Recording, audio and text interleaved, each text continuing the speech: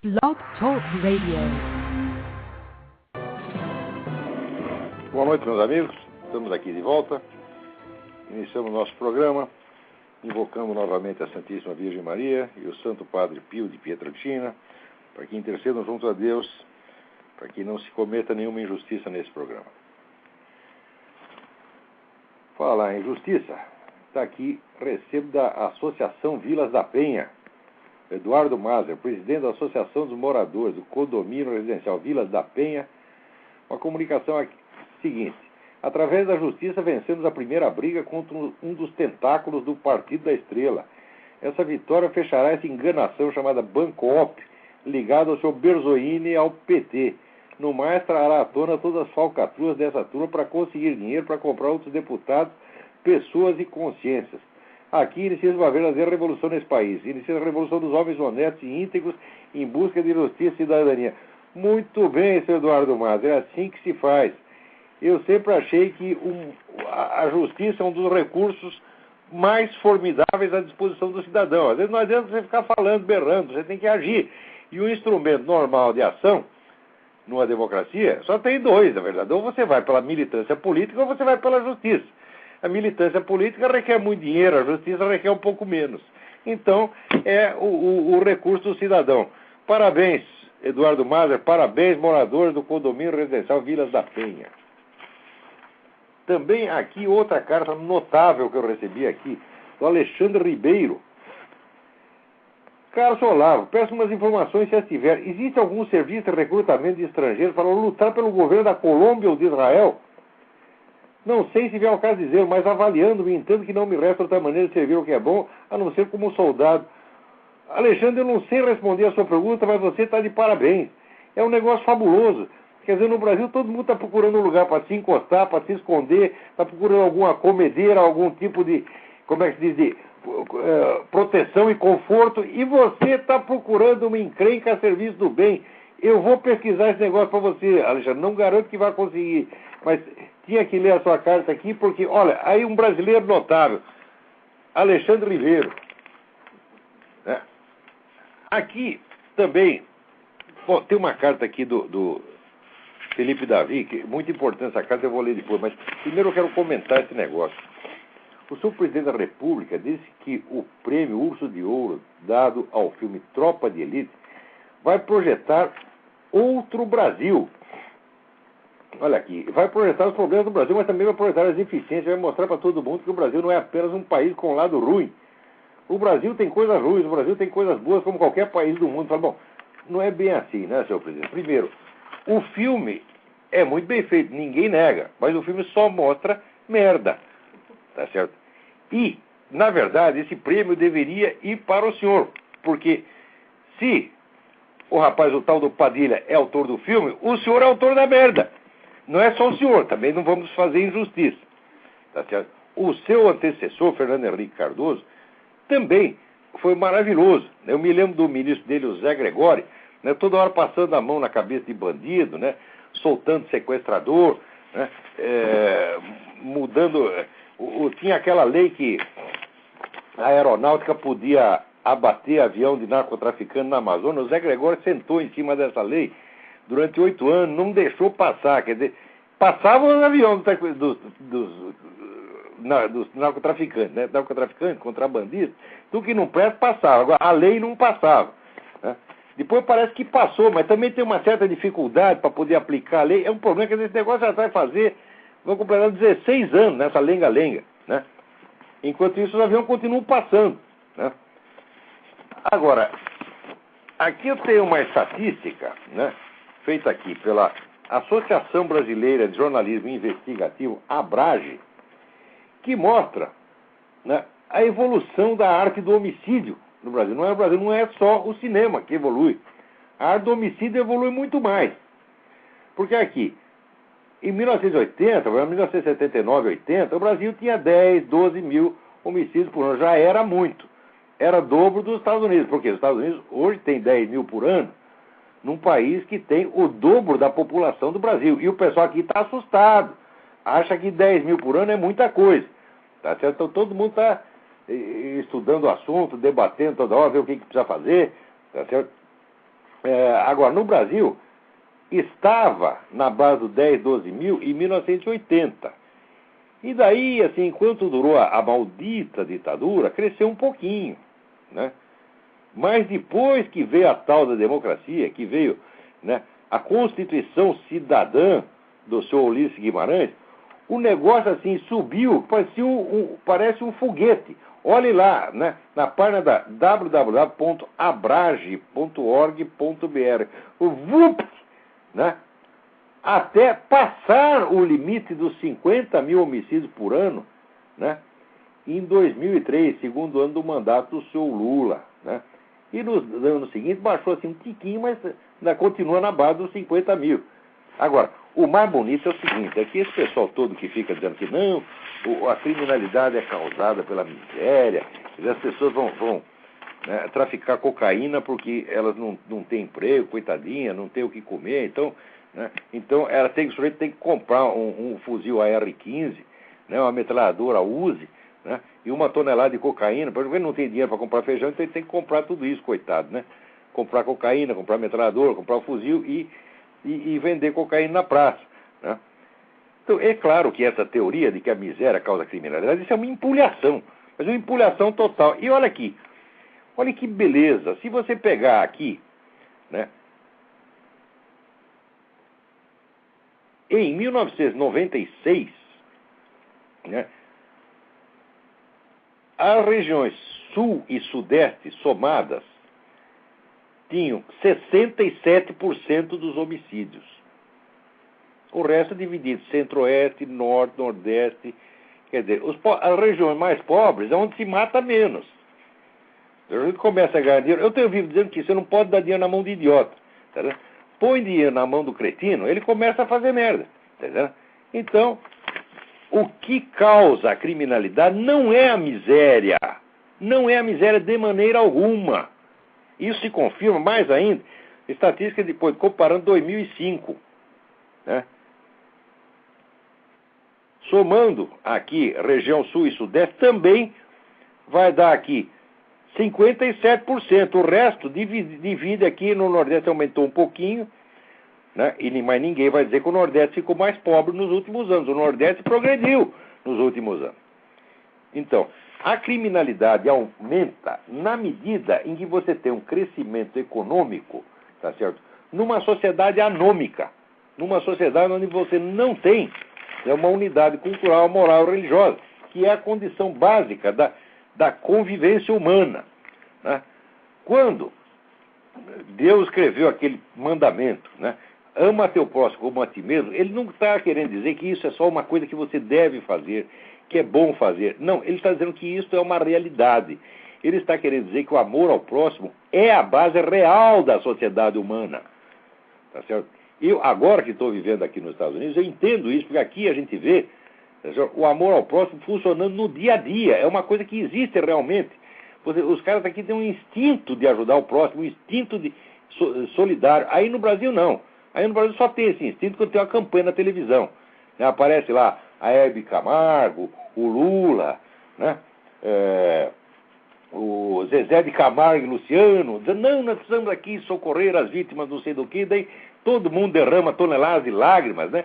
E vai lá e dá um dinheiro para a campanha, né? Mas se o vizinho chega lá e pede uma xícara de café, uma xícara de açúcar, você manda tomar no cu na hora. Eu sei porque eu vi isso aí anos a fio, né? Eu tomava um táxi lá no Rio de Janeiro, daí viu um moleque pedir, moço, dá um tolocadinho, né? O motorista, o que falava? Vai lá, moleque! Né? Assim, chegava, tá lá comendo um restaurante na beira da praia, chega o sujeito pedindo um prato de comida, o garçom quase desce a mão no infeliz. Isso eu vi anos a fio. Eu ficava horrorizado com essas coisas. Eu falava, mas meu Deus do céu, essa é uma sociedade totalmente sem costura. É uma sociedade onde estão todos contra todos. Então quem pode mais chora menos. Tá certo? Aqui nos Estados Unidos eu não vejo isso. Exatamente ao contrário, pelo menos aqui, mais próximo do interior. Você não pode julgar os Estados Unidos pelos dois pontos que o brasileiro conhece. O Brasil conhece Nova York e Flórida. A Flórida é o México, porra. Só tem chicano lá e brasileiro. Tem brasileiro de monte. Quer dizer, você vem aqui para ver brasileiro. É incrível. Você gasta um dinheirão, né? Para vir aqui gastar dinheiro na loja e ver um monte de brasileiro, né? E dançar forró. Tá certo? E daí sai né, vai para o Brasil falando mal dos Estados Unidos. O outro vai para Nova York. Nova York você encontra russo, chinês, japonês, indiano, né? Você só não encontra americano, pô. Não tem um americano na rua, tá certo? Agora, você quer saber o que é americano, você tem que vir aqui pro interior, você tem que vir aqui para Richmond, você tem que ir para Georgia, você tem que ir pro Tennessee. Aí você vai saber o que é americano. Eu digo, olha, americano é um povo que tem amor no coração. Americano é um povo cristão. Esse negócio de evangelho, que todo mundo aqui só fala de evangelho, rapaz, um negócio impressionante. Os caras lêem a Bíblia todo dia, tá vendo? E aquilo não é para se fazer de bonzinho, porque o cara lendo a Bíblia aqui e citando a Bíblia, ele não vai parecer bonzinho, por quê? Porque todo mundo lê. Ele não vai parecer nem um pouco melhor que o outro. Então, a gente vê que o pessoal aqui tem um instinto de solidariedade. Tem igrejinha aqui, às vezes, igrejinha metodista aqui, a gente de vez em quando vai lá, tem muitos amigos lá, né? Olha, a primeira vez, eu até acho que eu já contei aqui nesse programa, primeira vez que eu fui na igreja, porque foi a primeira pessoa que eu conheci aqui, foi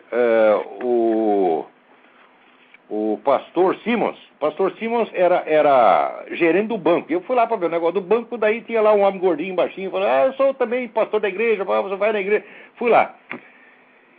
Aquele primeiro dia os caras estavam fazendo a coleta para as crianças pobres do Brasil.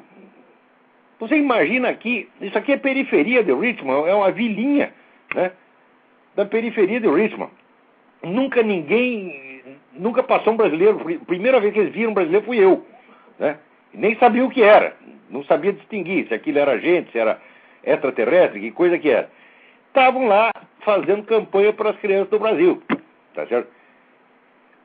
Eu vejo aqui, toda semana, eles têm lá um negócio chamado Oportunidades para Servir.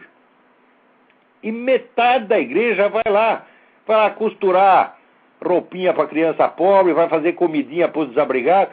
Eles passam metade da semana fazendo isso. Você não encontra um velho desocupado aqui. As velhinhas aqui, todas as velhinhas, tá certo? Dão o tempo todo dela para trabalho voluntário. É uma coisa maravilhosa. E é maravilhoso você ver também como essas pessoas se comovem quando elas ouvem falar que alguém teve um problema, né? Ah, teve lá uma inundação lá no Arizona, sei lá, no Raico Park, tá entendendo? As velhinhas aqui ficam chocadas, dizem, não, precisamos fazer alguma coisa. Quer dizer, é um negócio espontâneo, isso aí são centenas de anos, tá certo, de formação moral. É isto que falta no Brasil. O dia que vocês tiverem isto, vocês vão ter o dinheiro também e vão ter ordem social, o número de assassinatos vai baixar. Agora, se acha que a causa de assassinato é miséria, então você quer primeiro encher todo mundo de grana, tá certo? Ora, mas se o nego é assassino e você dá grana pra ele, o que ele vai comprar? Ele vai comprar armas melhores para matar mais gente, porra. Quer dizer, não reconhecer que o problema do homicídio é um problema de ordem moral e achar que é um problema de ordem econômica já é um pensamento absolutamente monstruoso, tá certo? Mas isso aí se disseminou de tal maneira no Brasil, né, que eu, quando fui morar na Romênia, Romênia é um país 100 vezes mais pobre que o Brasil, tem até leproso na rua, não tinha violência, não tinha homicídio, né? Quer dizer, é uma coisa chocante dizer que a miséria causa homicídio. A miséria pode causar o sujeito bater carteira, né, roubar uma linguiça no mercado para fritar para o filho dele. É isso aí, mas sair matando 50 mil por ano? Ora, porra! Então aqui, né, o prêmio, né, o Urso de Ouro, aqui eu suponho para o senhor o prêmio Amigo Urso, para você e para a FHC, e para seus respectivos ministros da Justiça, tá certo? Bom, vamos em frente. Agora tem aqui a carta, peraí, tem alguém aí na linha. Alô? Alô? Sim. Olavo? Eu? Aqui é Eduardo Paiva do Rio de Janeiro, tudo bem? Tudo bem? Tudo bem. Olha só, sobre isso que você está falando aí da violência e tudo, eu não sei, eu tinha uma opinião um pouco diferente. Eu acho que a violência, ela está muito ligada, no Brasil, ela está muito ligada à impunidade. Mas só 2% dos assassinatos no Brasil, eles são punidos. Então, se uma sociedade não pune nem assassino, como é que Olha, você tem razão, mas a impunidade é um fator multiplicador, ela não é a causa inicial. É? Quer dizer, eu, por exemplo, o fato de não haver punição, vou fazer uma pergunta para você. Você, se você estrangular o seu vizinho, você não vai ser punido. Por causa disso você vai estrangular? Claro que não. Quer dizer, a impunidade em si não causa o crime, ela facilita. Então, se houver já um estado de decomposição moral, de anomia, como se chama, anomia quer dizer falta de normas universalmente reconhecidas pela população. Num estado de anomia, mais impunidade, fala, bom, aí juntou a fome com a vontade de comer. Quer dizer, os dois fatores existem, você tem razão. Concordo. É a sociedade que cultua a malandragem, a esperteza, né? Então, por isso que eu acho complicado você ser uma pessoa que ajuda os outros no Brasil, porque você acaba passando por otário. Mas é isso mesmo, Eduardo, é isso mesmo. Olha, eu sou um homem de 60 anos, eu não nasci ontem. Toda vez que eu vi alguém querendo fazer uma coisa boa e de boa intenção, o pessoal maliciava e ria. Você não pode ser bom no Brasil, é proibido ser bom. Você tem que ser malicioso, tem que ser mentiroso, tem que ser filha da puta. Quer dizer, o problema no Brasil começa na educação doméstica. As mães ensinam as filhas, né, a manipular o marido. O pai ensina o filho a enganar a mulher. Você está entendendo? É assim, porra. Mas, olha só, é uma sociedade baseada no ódio mútuo e na inveja. Se você um dia tiver oportunidade, Santo Agostinho escreveu páginas imortais sobre a sociedade humana, e ele mostra ali que o amor é a base da sociedade humana, a base verdadeira, não é a base ideal. Sem o amor ao próximo não existe a sociedade humana. Certo, concordo. Agora, olha só, um caso prático. Eu emprestei dinheiro para um amigo meu, aí foi passando o tempo, o cara nada. E todo dia, enquanto o cara na rua, o cara bebendo, o cara fazendo... E quer dizer... Tá ruim, hein? Como é que você pode ser um cara solidário numa situação dessa? É impossível. Não, aí é o seguinte, para superar essas coisas, você tem que ser um pouco santo, porque você vai ter que ter uma paciência fora do comum. O número de sujeito que já aprontou cachorrada comigo, não dá para contar. Você tá entendendo? Então, sabe o que a gente faz? Segue o conselho do Evangelho. Você reze por eles. É verdade. Reze para a pessoa descobrir um caminho melhor. Quer dizer, você vai ter que devolver o mal com o bem. Não tem outro jeito. Olha, Olavo, eu acho... Pô, eu apoio as pessoas que ajudam as outras. Eu acho que é por aí mesmo. Agora, eu só consigo ajudar instituições que eu vejo assim fora do Brasil. Olha, vou te dar uma sugestão. Não ajuda instituição nenhuma. Eu não colaboro, no Brasil não colaboro para campanha nenhuma de merda nenhuma. Eu dava dinheiro pro pobre na rua. O sujeito vinha, pedia R$2, eu dava 20. E dou com prazer. Por quê? Porque eu sei que se o sujeito for beber, ele vai beber a pinga dele, tá entendendo? Com o dinheiro que eu dei para ele, que o importante é dele. Ele tem todo o direito de beber a pinga dele, porque eu dei o dinheiro para ele para isso. Agora, se você contribui para a campanha, isso aí vai terminar no bolso de deputado, tá entendendo? Vai terminar no bolso de canalha, filho da puta, aproveitador rico. Então eu não colaboro campanha nenhuma, esmola direto. Né? Olá, não tem uma criança na rua no Brasil que não esteja sendo explorada por um adulto. Não tem. É mesmo. Por um só não, às vezes tem 20. Mas, Eduardo, tem que passar adiante que tem mais gente na fila aqui. Obrigado pela sua colaboração. Abraço. Tchau. Eu peço aqui às pessoas que telefonam, por favor, sejam rápidas, porque tem gente na fila e tem um monte de assunto. Comecei aqui, é tanto atropelo que até esqueci um aviso importante. Atenção, dia 4 de março, terça-feira, 4 de março próximo, terça-feira, às 20 horas, haverá o lançamento dos livros do filósofo germano-americano Eric Voegelin, Reflexões Autobiográficas e Hitler e os Alemães. Isso será na Realizações, na Rua França Pinto, 498, São Paulo. Informações pelo telefone 55725363. 55725363 é 011, isso aí, São Paulo. E, na ocasião, haverá duas palestras. Uma palestra do professor Mendo Castro Henriques, que é professor da Filosofia na Universidade Católica de Lisboa e autor de um livro importantíssimo sobre Eric Voegelin, a filosofia civil de Eric Voegelin. E outra palestra de um tal de Olavo de Carvalho, autor da mais impressionante sequência de palavrões do rádio brasileiro, depois do grande e inimitável Luiz Carlos Alborguete. Vamos lá. Tem outro telefonema aí. Importante. Alô? Alô? Alô, não estou ouvindo nada. Tá ruim essa ligação. Alô? E tá ruim, desliga, liga de novo. Não ouve coisa nenhuma. Desliga aí, liga de novo, por favor. Ficou muito ruim. E também quero lembrar vocês, de novo, o curso de Filosofia Política que eu vou dar aqui em Colonel Heights, na segunda metade de abril. Informações pelo telefone 041-3262-0100 ou 9974-4443, com o senhor Eduí. Agora, aqui tem uma carta muito importante do Felipe Davi. Eu queria dar uma atenção especial a essa carta. Ele diz: no seu último Blog Talk Radio, de 11 de fevereiro, você disse que as pessoas do Opus Dei são covardes por ficarem trancadas rezando e não terem feito declarações apoiando quando você denunciava o Foro de São Paulo. Queria entender melhor isso. Você disse que ficou sabendo do Foro por meio de uma pessoa pertencente à obra. Ele não conta? Também era covarde? Muito bem, então vou responder essa parte, depois eu leio o resto e vou responder. Eu fiquei sabendo do Foro por intermédio do meu falecido amigo, Dr. José Carlos Graça Wagner, que foi o primeiro sujeito que investigou isso em profundidade.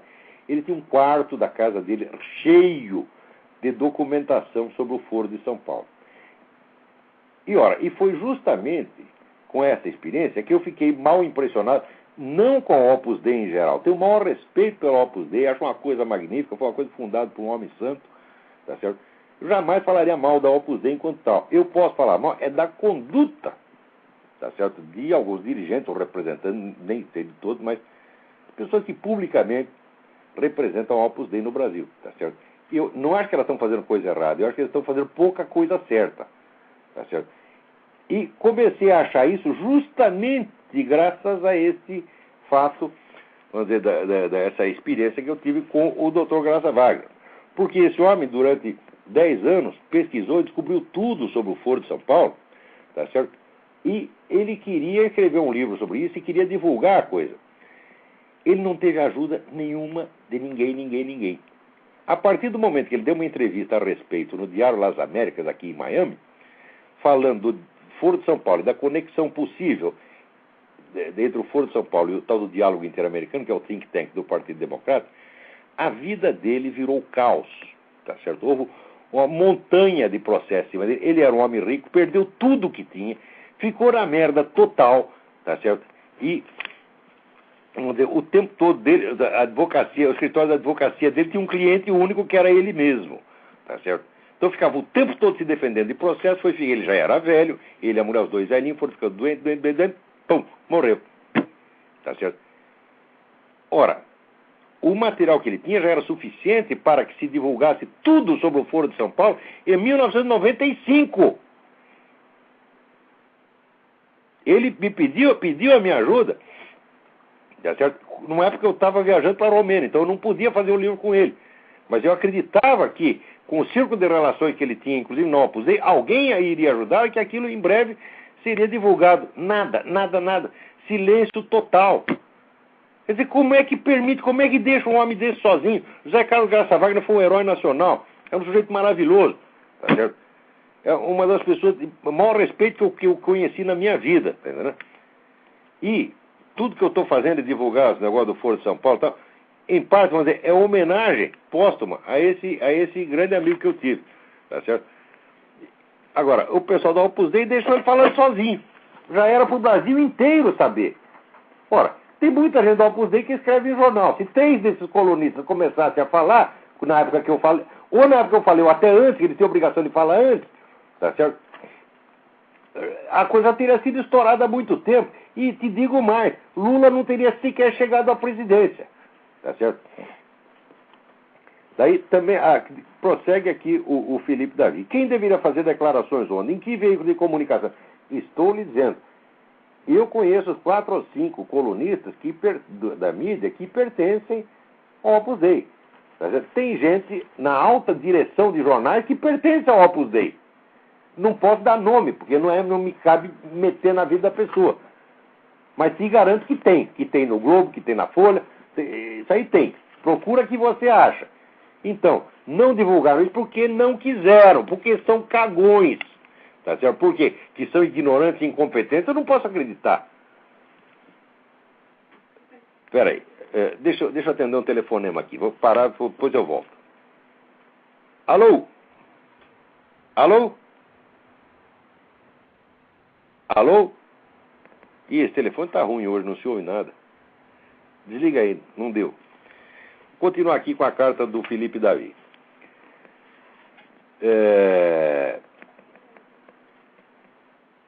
Ele pergunta assim: os cristãos devem sair por aí mimetizando o Olavo de Carvalho, chamando todos os esquerdistas de filho da puta. Olha, até que não seria má ideia. Ou devem tentar converter os filhos da puta. Falaram: meu filho, converter não adianta nada. Não adianta nada. O sujeito vai lá na igreja, confessa, comunga, vai na missa e continua fazendo a mesma merda. Você não sabe. Você nunca ouviu falar em Frei Beto? Nunca ouviu falar em Leonardo Boff? Olha, o mentor, tá certo? O PT nasceu de dentro da Igreja Católica, nasceu da teologia da libertação dentro da Igreja Católica. Quer dizer, botar os negros na Igreja Católica não adianta nada. O problema não é quem você tem que botar dentro da Igreja Católica, o problema é quem você tem que tirar de lá de dentro.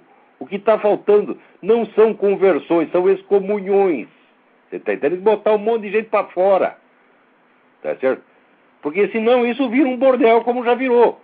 Ora, se você estudar o problema, vamos dizer, da penetração da KGB dentro da Igreja Católica é uma coisa que remonta aos anos 30 e que deu os seus frutos no Concílio Vaticano II. É uma história de horrores, tá certo? Que é contada pelo historiador espanhol Ricardo de la Cierva no livro Las Puertas del Infierno. Eu considero um dos grandes livros de história da Igreja. Ele escreveu uma trilogia que começa com Las Puertas del Infierno, tá certo? E ele fala ali também, vamos dizer, do fim da desmoralização da teologia da libertação. Mas desmoralização em que termos? Foi desmoralizado dentro da igreja, tá certo? Mas ninguém foi excomungado. O Leonardo Boff nunca foi excomungado, Frei Beto nunca foi excomungado, saíram porque quiseram. Excomunhão foi só para aqueles bispos conservadores, aqueles bispos de Campos, só para o Monsenhor Lefebvre, que era um homem santo, tá certo? Que nunca fez nada por causa de um ato de desobediência, foram excomungados. Agora esses camaradas vivem, tá certo? Traindo a igreja o tempo todo, vendendo a igreja para o inimigo, e nunca são excomungados. No máximo, chama lá em Roma, passa um pito assim: ah, meu filho, você modera um pouco, né? O próprio Papa atual, tenho grande admiração pelo Papa atual, mas ele, quando era cardeal Ratzinger, ele fez muita merda, fez muita merda. E uma delas é a seguinte: chamava o pessoal da teologia da libertação e passava pito paternal, pedia um silêncio obsequioso. E silêncio obsequioso, porra? Quer dizer, o decreto papal não é muito claro, o decreto de Pio XII e João XXIII não é muito claro, colaborou com o regime, o Partido Comunista, você está fora, está excomungado automaticamente? Ora, agora, se o cardeal se recusa, vamos dizer, a cumprir o decreto papal, também está em erro ele. Quer dizer, é excessiva a tolerância para com essa comunistada e uma intolerância de ferro para aqueles cujo único erro foi seguir a tradição da igreja. Olha, eu não pertenço a nenhum desses grupos conservadores, nem sede-vacantistas, nem coisa nenhuma, tá certo? E vou confessar para vocês, às vezes eu acho que a conversa deles é uma chatice, você está entendendo? Mas eu não vi que nenhum deles fez nada de mal. E ao contrário, nesse meio eu conheci pessoas santas, que nem o falecido doutor Júlio Fleshman. Um sujeito notável, que era um camarada judeu que se converteu ao catolicismo, e foi uma coisa incrível, porque ele entrou na Igreja Católica e a Igreja Católica sumiu no dia seguinte. Então ficou ele lá defendendo a tradição da qual ele tinha sido o último a entrar, que é, de certo modo, cumprindo a profecia que os últimos serão os primeiros. Tá certo? Então, conheci muita gente santa nesse meio, tá entendendo? Então, o que tem de fazer é o seguinte: se você tem autoridade, excomungue os fulanos. Se não tem, pelo menos xingue-os. Pelo menos, no mínimo. Vamos lá. Tem alguém na linha aí? Santa Nesse Merita, né? Alô? Quem é? O que tem de fazer é o seguinte. Se você tem autoridade, excomungue os fulanos. Alô, vem o telefonema aí e aparece a minha voz reproduzindo lá. Assim não dá. Quer dizer, você quando liga para cá, você tem que baixar o volume do seu computador. Senão vai aparecer, as vozes vão se multiplicar e isso vai virar uma meleca sonora. Mas aqui continua o Felipe Davi. Essa carta é muito importante, eu gostei da carta. Mas você não acha que do jeito que você fala, o sujeito para cair em si precisaria ser uma das pessoas mais humildes da face da terra para admitir que é um merdinha?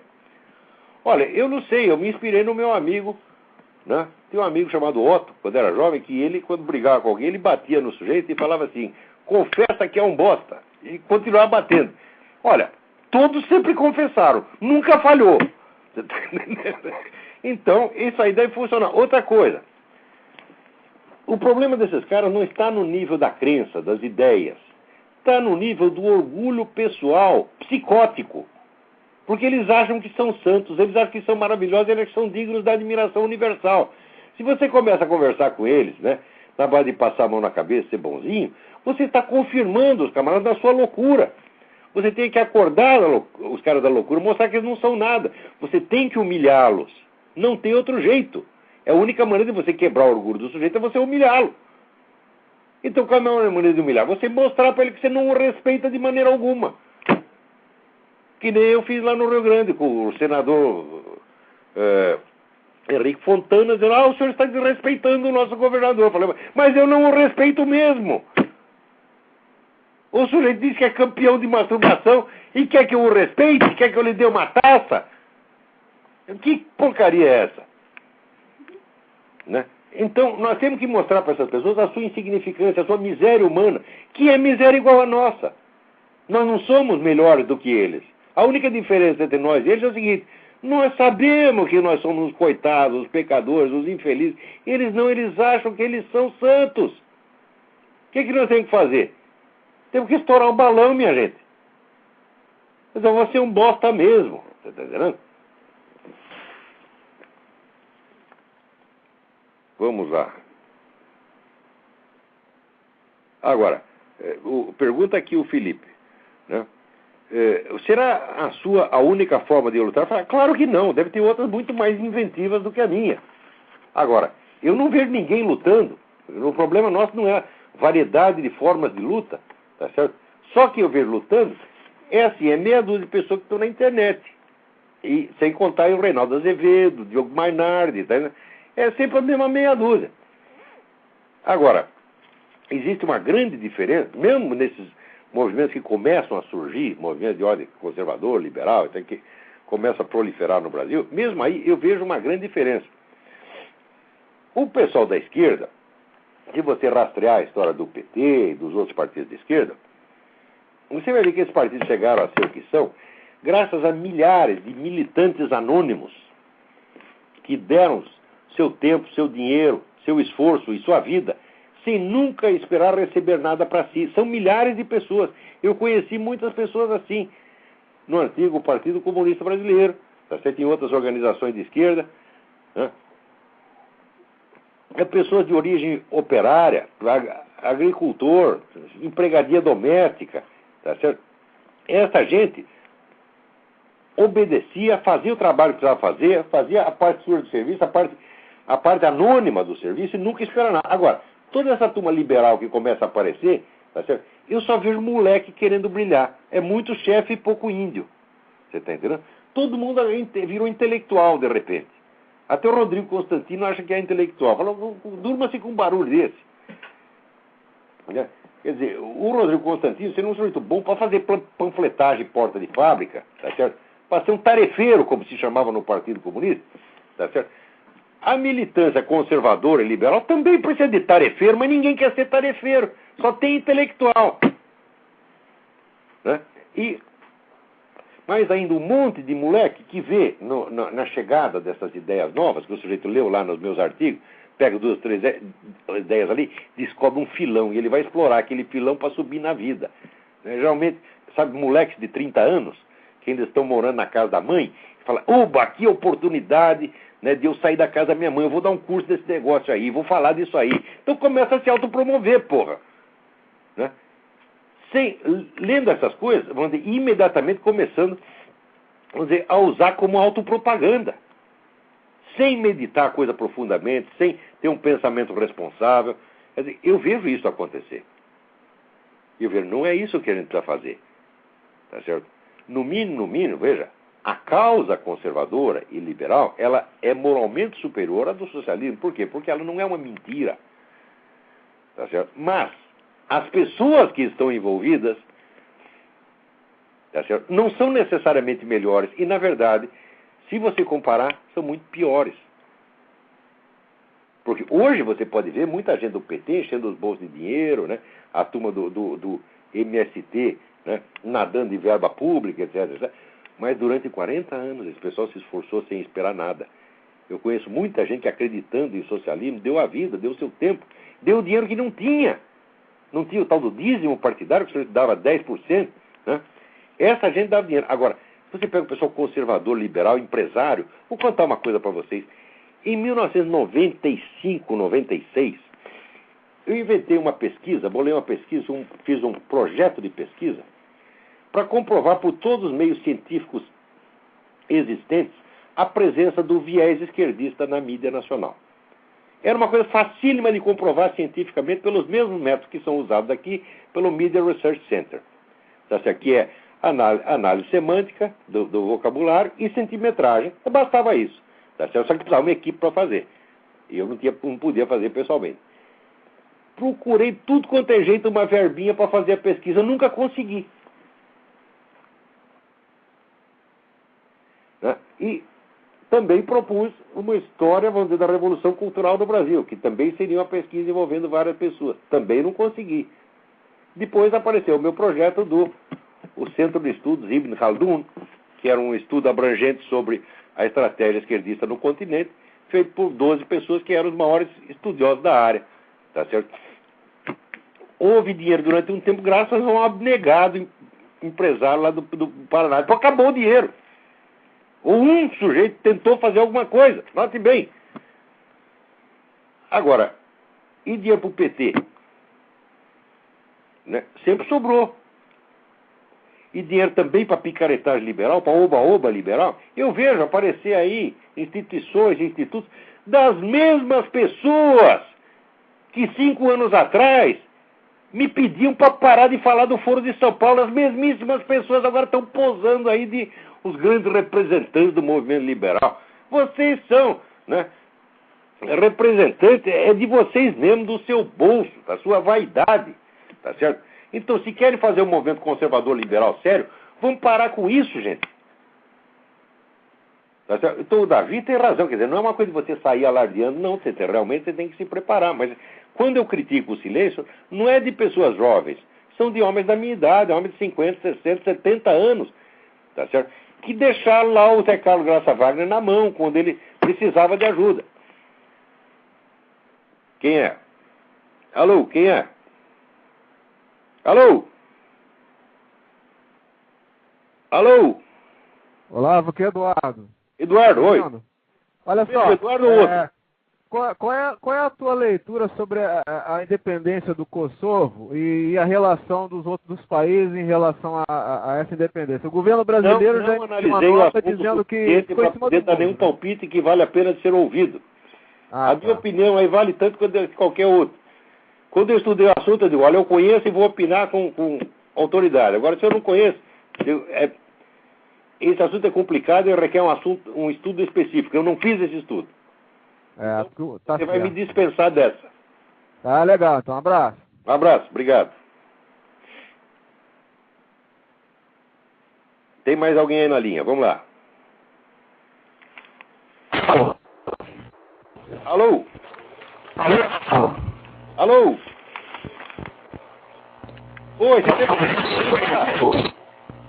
esse telefone é um agente petista infiltrado. Não se ouve nada. Desliga, liga de novo. Falhou. Não se ouve nada. Nada. Você parece um tigre rosnando. É tudo o que eu escuto daí. Agora, eu queria ler uma carta aqui que eu recebi também. Então, Felipe Davi, lamento a minha resposta ser tão sumária, mas é o que deu para fazer aqui, né? Mas acho que você entendeu o meu negócio. É claro que os jovens têm que ficar quietos e estudar.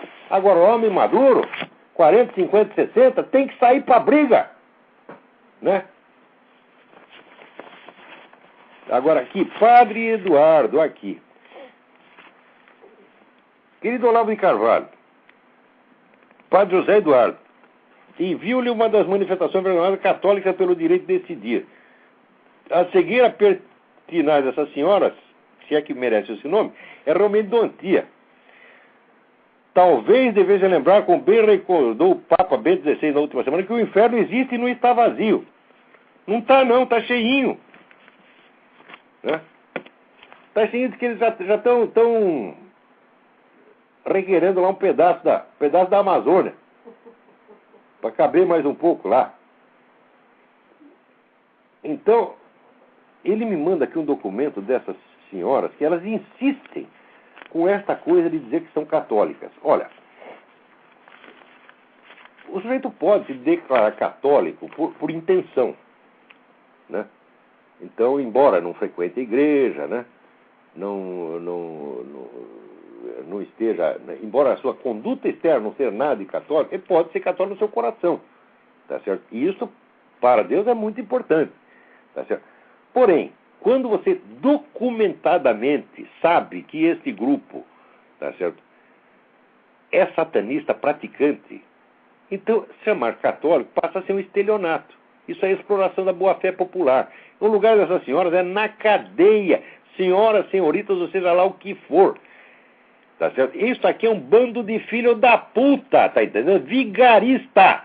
Já chamei de vigarista, digo e repito. E olha aqui, dona, tá aqui a senhora, acho que a senhora Kisling, não é? Como é que ela chama? Kisling, sei lá o quê, uma senhora americana aí. Tá? A revista de vocês publica odes a Satanás, tá certo? E vocês fizeram na escadaria da Catedral de St. Patrick, tá certo? Uma encenação blasfema em que nomearam uma das suas membras, Papisa, Joana I. Oh, e depois vem dizer que são católicos, eu vou pra puta que as pariu, dona. Pra enganar a mim. Eu sou trouxa, mas eu não consigo ser tão trouxa quanto vocês querem. Então, tem que acabar, essa sociedade tem que ser fechada e essa mulher tem que ser posta na cadeia por exploração da boa-fé popular, por estelionato. Isso chama-se estelionato. Estelionato e falsidade ideológica. Quer dizer, você está falando em nome de uma instituição a qual você não pertence de maneira alguma. Tá certo? Olha aqui. Eu posso ser o maior filho da puta da paróquia, mas eu, no meu coração, tá certo? Eu sempre fui católico, pertenço à igreja de coração. Agora, minha mulher é protestante, então eu vou no culto protestante também. E quem vai me encher o saco por causa disso? Vão uma merda vocês. Hã? E não tem que dar satisfação nenhuma para vocês. Tá certo? Vamos ver. Agora aqui o Miguel Rosa escreve aqui: desde o tempo que descobri Ortega y Gasset, 25 anos atrás, que não tinha tanto prazer numa leitura como a sua me tem proporcionado. Muito obrigado, Miguel. Sou combatente por pura intuição, que não por erudição, do pós-modernismo que nos invadiu desde as nossas casas, nas discussões familiares, a literatura mais abjeta ou mais considerada. Temos esse combate em comum. Por isso escrevo para dar o meu contributo modesto e possivelmente impróprio, já que o português do Brasil evoluiu de forma diferente. Assim, vejo que escreve recorrentemente malgrado, com L, com o significado de apesar de, não obstante. Em português de Portugal só existe mau grado e bom grado, com U. Mau grado e bom grado. Não existe mau grado nem ou bem grado. Ignoro suais autores. Olha, isso já se tornou costume no Brasil. Tá certo? Se eu pudesse, eu adotaria a norma portuguesa em tudo, porque em Portugal ainda se fala português, e no Brasil se fala uma coisa que eu não sei mais que raio de coisa é. Você está entendendo? Mas, infelizmente, esse é o idioma dos jornais nossos. Então eu sigo muitas vezes, né, aquilo ou por automatismo, tá certo? Que eu também sou uma besta quadrada e me deixo Maria vai com as outras, tá certo? Muitas vezes me ferrei, falei besteira por simplesmente acreditar passivamente no que se dizia. Né? Eu lembro quando eu acreditei naquela história do Papa de Hitler, do livro do John Cornwell, né? Que era um livro que tem um monte de mentira, mas eu li o livro e acreditei. Achei que o sujeito era de boa fé. Depois descobri que era um charlatão, que ele nunca tinha feito pesquisa nenhuma, que ele tinha ido 2 vezes na biblioteca do Vaticano e ficou 20 minutos lá. Tá certo?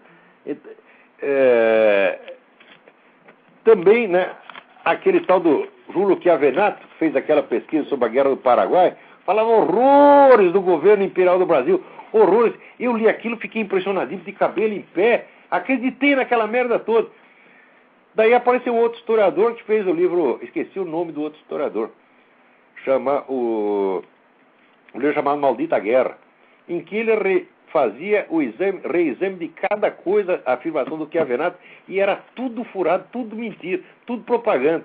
Então, olha, a gente não pode acreditar na maioria jamais, sobretudo quando a maioria está infectada dessas ideias esquerdistas e tal. A gente nunca pode aceitar, vamos dizer, a opinião dominante em nada, não pode acreditar nela. Eu vejo, no capítulo final do meu livro, Jardim das Aflições, eu vejo que eu ainda estava impregnado de uma visão brasileira, preconceituosa a respeito dos Estados Unidos. Metade da realidade americana eu ignorava. Por quê? Porque não se falava dela no Brasil. Então eu via, por exemplo, claramente, vamos dizer, a influência maçônica na formação americana, os membros da primeira Assembleia Constituinte eram todos maçons, etc. Eu vi isso. Mas a força do cristianismo desses maçons eu ignorava completamente. Então o meu último capítulo vai ter que ser... Não que o que está ali está errado, mas está faltando coisa, que eu depois, se algum dia for republicar esse livro, eu vou fazer mais um capítulo, né? Que pelo menos vou ter que dar um resumo ali do livro do Benjamin Morris, do caráter, natureza cristã das instituições americanas. Quer dizer, a força do cristianismo aqui era muito maior do que eu, com as minhas leituras, mesmo tendo viajado aqui várias vezes, podia ter percebido. Foi só morando aqui é que eu vi a força dessa tradição ainda aqui. Então, se eu já cometi esses erros muito maiores, por que não vou cometer mais esses? Todo mundo no jornalismo brasileiro escreve malgrado, a gente segue também, né? Eu nunca fui conferir a ortografia das minhas palavras uma por uma. Em geral, eu acerto. Tá certo? Raramente se assinala algum erro, mas eu acho que você tem razão, né? Agora, eu vejo o seguinte, em Portugal o pessoal sabe escrever. No Brasil, o melhor colunista que tem, qual é o jornal mais vendido no Brasil? A Folha de São Paulo. Quem é o melhor colunista? João Pereira Coutinho, escreve maravilhosamente. Escreve maravilhosamente porque é português. Você está entendendo? Porque se fosse brasileiro já estava fazendo merda. Porque a literatura no Brasil acabou. Vamos lá, tem mais alguém aí? Alô, Lavo. Alô? Como é que vai? Tudo bem? É o Alex. É Alex. Tudo bem? Olha, eu tentei procurando aqui o documentário sobre o documentário que o Collor fez aqui em 93. Aquele negócio do Collor, esse é muito importante. Você descobriu? Eu encontrei, eu tenho que ver com alguém que morava aqui nessa época aqui para ver se lembra do canal que foi apresentado. Nessa época até o Luciano do Vale tinha um canal de televisão aqui também, tentou aqui o negócio aqui. Mas... E esse canal passou? Esse canal exibiu esse documentário? Esse canal passou, que é um canal que eles apresentam programas de todos os países, né? O Luciano do Vale, você falou? O Luciano do Vale tinha um canal nessa época aqui. Eu tenho que ir a Miami aí, ver se eu encontro aí com o pessoal que então, veio quem tiver alguma informação a respeito, dê uma força aí pro Alex, que está pesquisando esse negócio. Isso é muito importante, os brasileiros têm que saber disso aí. Não tem sentido só os americanos saber do que se passa no Brasil, porra. É, isso mesmo. E outra coisa, você viu um filme que ele apresentou aqui nos Estados Unidos, chama Trade? Sobre Trade, um filme magnífico. Lá fala que de 50 a 100 mil crianças são sequestradas no México e 1 milhão no mundo. É uma coisa horrorosa. Assistem esse filme, Trade, o ator Kevin Bacon, né? Que não é o Kevin Bacon? Eu sei lá o nome do... Kevin Kline, que Kevin Bacon? Kevin Kline. Dá um show, ele faz um personagem magnífico, que é um personagem, vamos dizer, de aparência modesta, mas com muita grandeza interior que vai aparecendo aos poucos. É maravilhoso o filme. Aquilo é uma lição, gente. É um alerta e uma lição. Trade. Trade quer dizer comércio, é comércio de criancinha. Isso está acontecendo muito no Brasil, e a máfia russa é que domina o mercado no mundo. Eles trazem da Europa, lá da Polônia, da Rússia, até de países da Ásia. Exatamente, uma garota polonesa que é vendida lá junto com o garotinho japonês. Isso, eles dominam o mercado de crianças num país comunista. Exatamente. É isso aí, Olavo. Então, agradeço muito pelo seu interesse e espero que você tenha sucesso na sua pesquisa aí. Eu vou continuar. Nos faça o favor de nos manter informados. Isso é muito importante. Vou continuar procurando aqui, fazer contato com o pessoal aqui que vive aqui aí há muito tempo aqui, para tentar aqui a gente localizar esse documentário, e assim que eu tiver alguma coisa certa, eu entro em contato com você. Muito bom, muito bom. Um grande abraço, tchau. Abraço, tudo de bom aí. Tudo bom para você também, claro. Obrigado. Deixa eu ver, peraí, o que mais temos aí?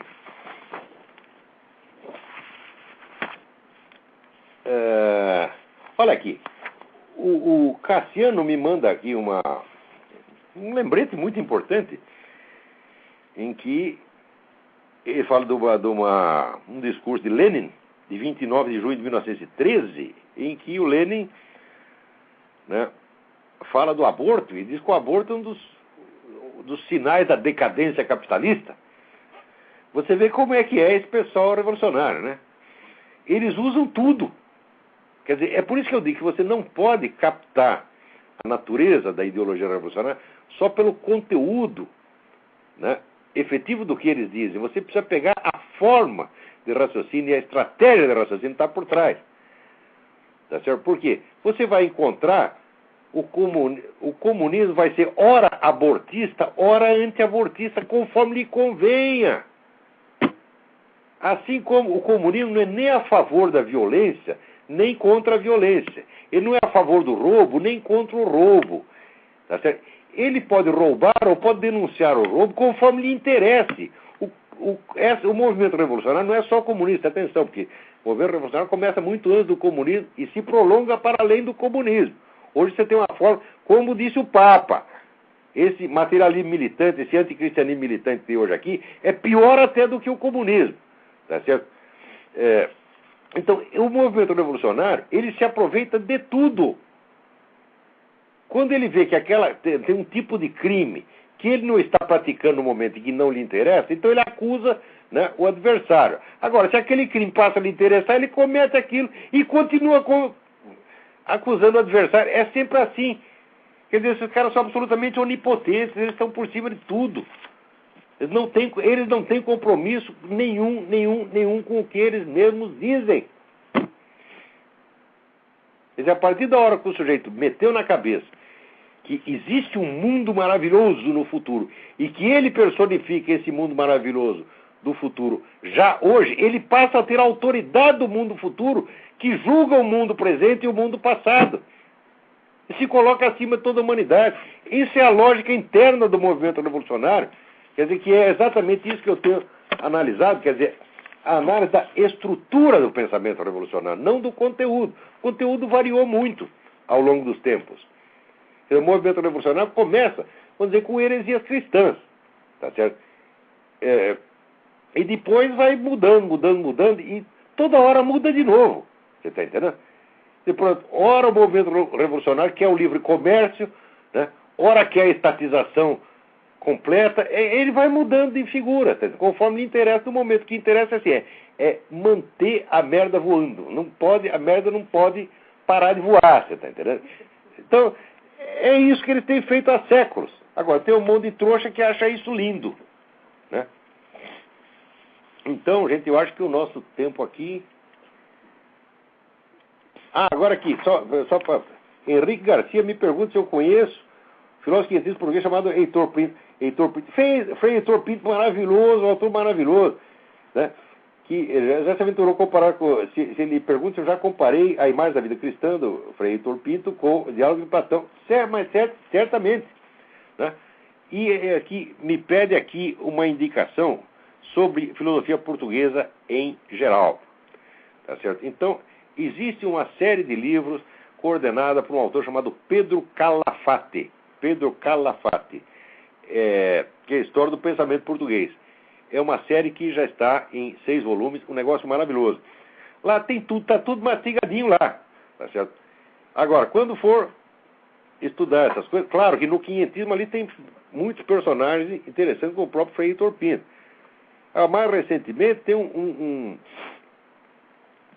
gênio da filosofia chamado Leonardo Coimbra. Não jamais podemos esquecer de Leonardo Coimbra, tá certo? E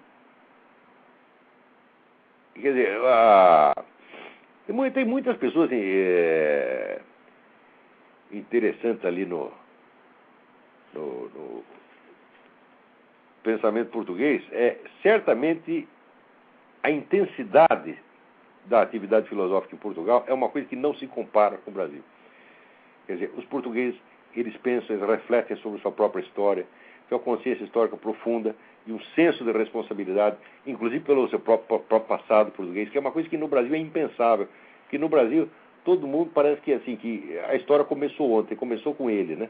Todo mundo é Adão no paraíso, é o novo Adão, né? A história começa com o advento, né? Digamos, Rodrigo Constantino, ou José Cristaldo, né? Ou esses petistas de merda, né? Então, quer dizer, não respondem pelo passado das correntes culturais que eles mesmos representam. Então, dá uma olhada lá no livro do Pedro Calafate e você não se arrependerá. Vamos ver se dá tempo de atender mais um telefonema aí. Quem é? Alô? Alô? Olavo? Eu? É o Alfredo do Rio. Tudo bom, Olavo? Tudo bom, Alfredo?